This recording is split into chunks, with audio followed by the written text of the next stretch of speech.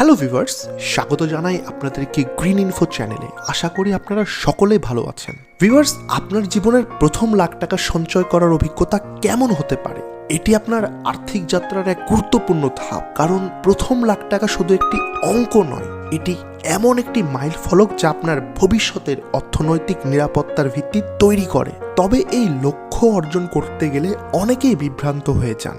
কোথা থেকে শুরু করবেন, কিভাবে খরচ করবেন এবং সঞ্চয় করবেন কিভাবে? আপনি কি জানেন সঠিক কৌশল এবং পরিকল্পনা মেনে চললে আপনার প্রথম লাখ টাকা সঞ্চয় করা একদমই সহজ এবং সম্ভব? আজকের ভিডিওতে আমরা এমন কিছু সহজ এবং কার্যকরী কৌশল নিয়ে আলোচনা করব যা আপনার এই যাত্রাকে আরো সহজ এবং সুনিশ্চিত করবে। ভিডিওটি সম্পূর্ণ দেখুন, কারণ প্রতিটি টিপস আপনাকে শুধু সঞ্চয় করতে নয়, বরং আর্থিক স্বাধীনতার পথে এগিয়ে নিয়ে যেতে সাহায্য করবে। তো চলুন শুরু করা যাক। সঞ্চয়ের প্রথম পদক্ষেপ, লক্ষ্য নির্ধারণ করুন। প্রথম লাখ টাকার সঞ্চয়ের যাত্রা শুরু হয় একটি স্পষ্ট লক্ষ্য নির্ধারণ করার মাধ্যমে। লক্ষ্য ছাড়া সঞ্চয় করা মানে গন্তব্যহীন পথে হাঁটা। আপনার লক্ষ্য হতে পারে একটি নতুন ব্যবসা শুরু করা, জরুরি তহবিল গঠন করা বা একটি স্বপ্ন পূরণ করা। লক্ষ্য থাকলে আপনি শুধু অনুপ্রাণিতই হবেন না, বরং খরচের ক্ষেত্রে আরও সচেতন থাকবেন। লক্ষ্য সেট করার সময় একটি সময়সীমা ঠিক করুন। যেমন আপনি ঠিক করতে পারেন যে 18 মাসের মধ্যে আপনি প্রথম 1 লাখ টাকা সঞ্চয় করবেন। এই নির্দিষ্ট সময়সীমা আপনাকে আরও সুশৃঙ্খল হতে সাহায্য করবে। প্রতিদিনের খরচ নিয়ন্ত্রণ করুন। সঞ্চয়ের ক্ষেত্রে সবচেয়ে বড় বাধা হলো অপ্রয়োজনীয় খরচ। ছোট ছোট খরচগুলোই দীর্ঘ সময়ে বড় অঙ্কে পরিণত হয়। উদাহরণস্বরূপ, যদি আপনি প্রতিদিন 150 টাকা ফাস্টফুড বা কফির পেছনে খরচ করেন, তবে মাস শেষে এটি প্রায় 4,500 টাকা হয়ে যায়। বছরে সেটি দাঁড়ায় 54,000 টাকায়। এই খরচ নিয়ন্ত্রণ করতে হলে প্রথমে আপনার দৈনিক খরচের একটি তালিকা তৈরি করুন। যেখানে অপ্রয়োজনীয় খরচ রয়েছে সেগুলোকে চিহ্নিত করুন এবং ধীরে ধীরে কমাতে শুরু করুন। সঞ্চয় শুরু করার জন্য এটি অত্যন্ত গুরুত্বপূর্ণ।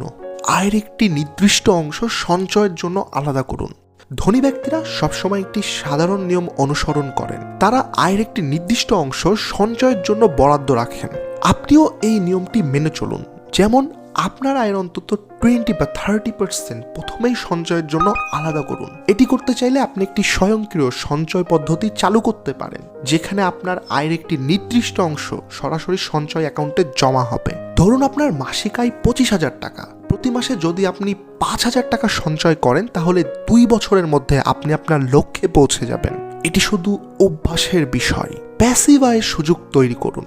আপনার প্রথম লাখ টাকা সঞ্চয় করতে গেলে কেবল একটি আয়ের উৎসের উপর নির্ভর করা যথেষ্ট হবে না। যদি আপনি প্যাসিভ আয়ের সুযোগ তৈরি করতে পারেন, তাহলে সঞ্চয়ের গতি আরও বহুগুণে বাড়বে। প্যাসিভ আয়ের জন্য আপনি অনলাইনে পণ্য বিক্রি, ফ্রিল্যান্সিং বা শেয়ার বাজারের মতো খাতে বিনিয়োগ করতে পারেন।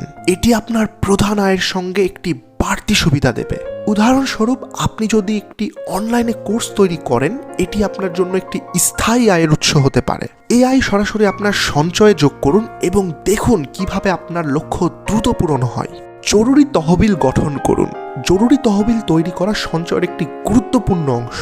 এটি আপনাকে আর্থিক সংকট মোকাবেলা করতে সাহায্য করবে। একটি জরুরি ফান্ড তৈরি করার জন্য প্রথমে আপনার মাসিক খরচের পরিমাণ হিসাব করুন। চেষ্টা করুন এই খরচের 3 থেকে 6 মাসের সমপরিমাণ অর্থ সঞ্চয় করতে। যখন আপনার জরুরি তহবিল তৈরি হয়ে যাবে, তখন আপনি নিশ্চিন্ত থাকতে পারবেন যে কোনো অপ্রত্যাশিত খরচ আপনার সঞ্চয়কে প্রভাবিত করবে না। এটি আপনার আর্থিক স্থিতিশীলতা ভিত্তি তৈরি করবে।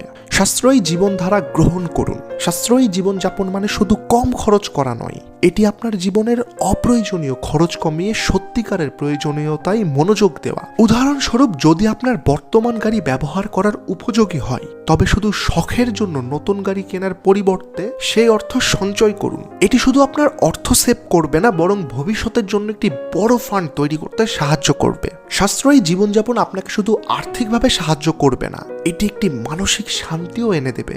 আপনার প্রথম লাখ টাকা সঞ্চয় করা একটি বড় অর্জন এবং এটি আপনার ভবিষ্যতের জন্য একটি মজবুত ভিত্তি তৈরি করবে।